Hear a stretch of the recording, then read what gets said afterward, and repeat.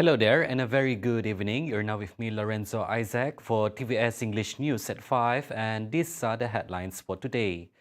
National Cooperation or PERNAS eagerly seeks collaboration with Sarawak government to foster franchise entrepreneurship in the state. Its chairwoman, Dato' Hazimah Zainuddin, affirms commitment to enhancing franchisor and franchisee concept in Sarawak, while offering consultations and guidance for companies expanding from Sarawak to Peninsular Malaysia.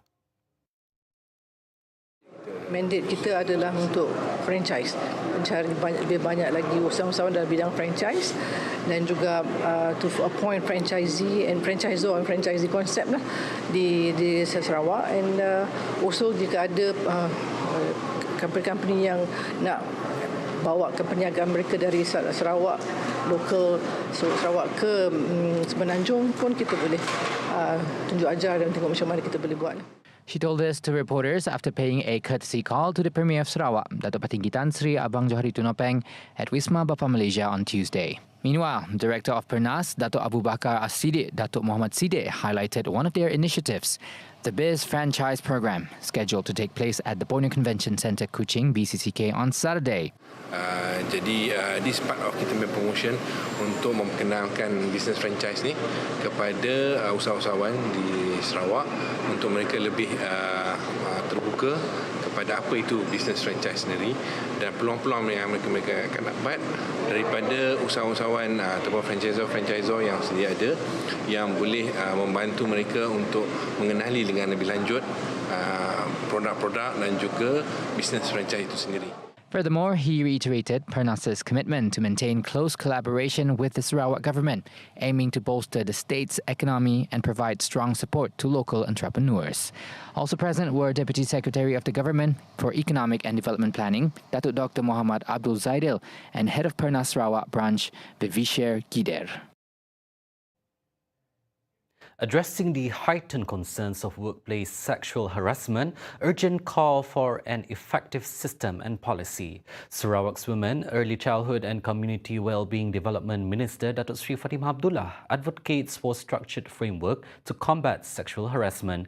As such, Fatimah asserts that the most effective approach to combating sexual harassment is through preventative and grievance mechanism at the organizational level. The investigation, of course, needs to be fair and just to all parties. Confidentiality for both the accuser and accused should be respected, and there should be no retribution for those making accusations, and likewise protection for whistleblowers. Also, it needs to be remembered that, like most abuse, the person reporting is likely to be a position of less power than the accused. The symbol of justice is balancing scales, so we must help those positioned lower in the hierarchies to be heard. She said this in her speech at the officiating ceremony for Sarawak's Energy Zero Tolerance for Sexual Harassment program at Sarawak Energy Berhad SAB Tower, Kuching on Tuesday. Meanwhile, Fatimah expressed her satisfaction with Sarawak Energy's initiatives and programs to raise awareness about the issue, which would contribute to safeguarding the well-being of its employees. As such, she hoped that Sarawak Energy's dedication to a zero-tolerance stance would set an example for other organizations, demonstrating strong corporate responsibility and leadership in both the public and private sectors.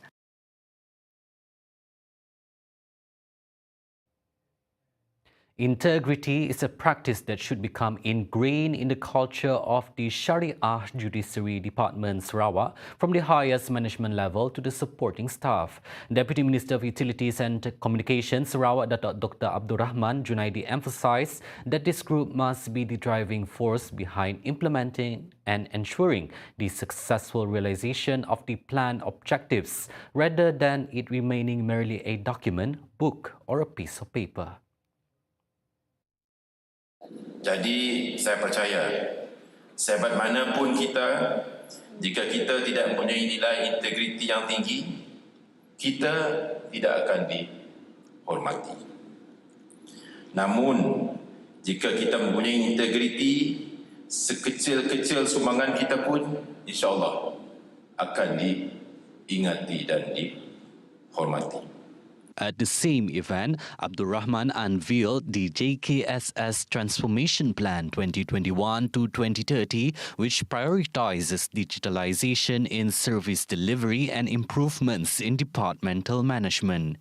He noted that this transformation plan is in alignment with the variables outlined in the Post-COVID-19 Development Strategy (PCDS) 2030.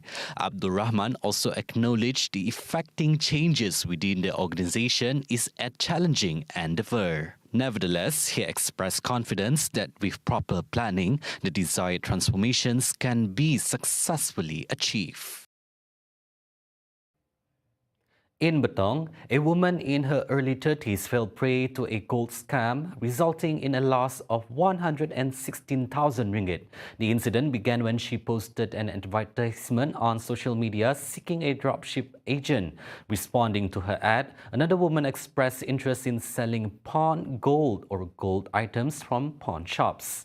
Trusting the supposed seller, the victim believed she was engaging in legitimate transactions to redeem gold. Consequently, she made 20 transactions to the suspect's bank account. As the exchanges continued, the victim eventually received a parcel purportedly containing 347.78 grams of gold. However, to her dismay, the contents of the parcel turned out to be counterfeit and fake gold. When she requested a refund, the suspect refused, claiming the money was used for other matters. The victim lodged a police report. At the same time, Sarawak Police Commissioner Dato' Muhammad Asman Ahmad Sapri advised the public to avoid engaging with unknown individuals offering gold sales and report cyber scams to the National Scam Response Centre.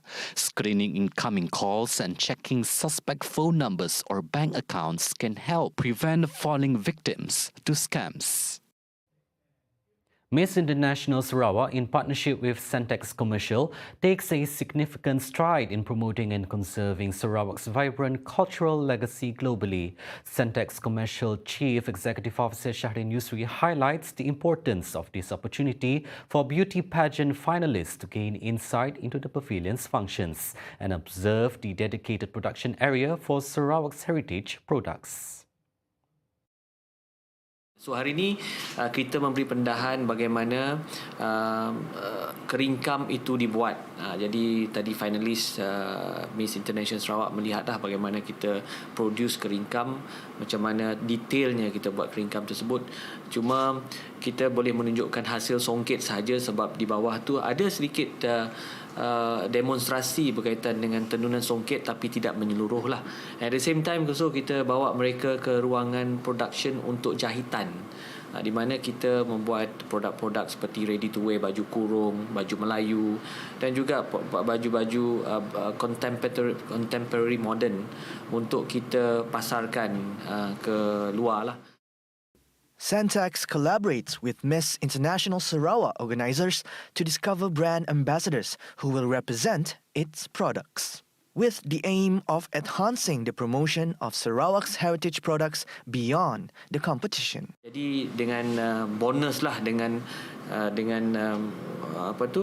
melalui program sebegini kita dapat mencari duta secara tidak langsung. Mereka boleh menjadi model ke ataupun mana-mana function yang berkaitan dengan yang dianjurkan ataupun yang kita libatkan diri.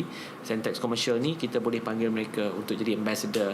Dia bukan setakat ambassador kepada Centex Commercial tetapi ambassador kepada state government yang membawa produk-produk heritage ni. Centex endeavours to broaden the global presence of Sarawak's heritage products. It offers contestants the opportunity to showcase and promote these items at higher stages of competitions, including Miss World.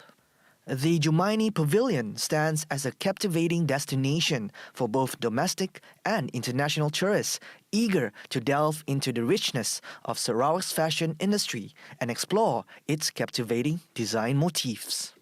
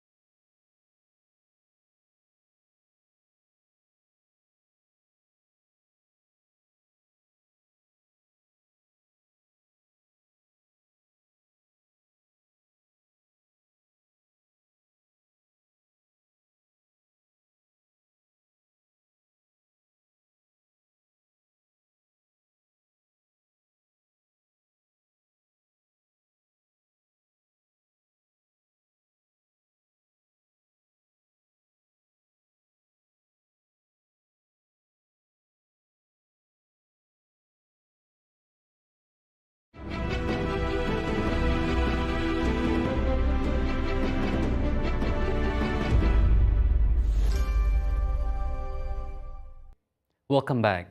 Philippine President Ferdinand Romualdez Marcos left for Malaysia on Tuesday for a 3-day visit in order to explore new areas of economic synergies between the two countries. Marcos said that it's now the opportune time to harness the potential of a newly revitalized relationship between Malaysia and Philippines. The Philippines and Malaysia, two major economies in Southeast Asia, have long enjoyed close economic ties, supported by strong bilateral ties stretching back for decades. He said this in his departure speech at an airbase in Manila. In Malaysia's capital, Marcos is expected to have an audience with the King of Malaysia, his counterpart, Dato' Sri Anwar Ibrahim, as well as meet with local business leaders to showcase trade and investment opportunities. His visit will focus on areas such as agriculture, food security, digital economy, tourism, and people-to-people exchanges, as well as explore new avenues for cooperation. The Ministry of Communications and Digital is prepared to act as a facilitator to help local media organizations negotiate fair compensation from major tech companies. Its Minister Fahmi Fadzil said if necessary, a legal framework could be introduced in order to smooth the negotiations. Fahmi also said that the industry can no longer supply any information from the news for free to the technology giants as a concerted effort, and planning must be implemented immediately in order to address this. Fahmi said this in his speech in conjunction with the closing ceremony of the National Media Forum 2023 organized by the Malaysian Press Institute MPI. He added further that it is unfair for big technology companies to use their power to trade local content for free and sell it to advertisers for their own profit. When producing high-quality journalistic work requires huge investment. The assistance provided by the government through the legal framework or otherwise for the purpose of consultation has a precondition, which is that the news and journalism industry must show a high level of unity or solidarity. And those were the updates on TVS News at 5. I'm Lorenzo Isaac. Thank you for watching.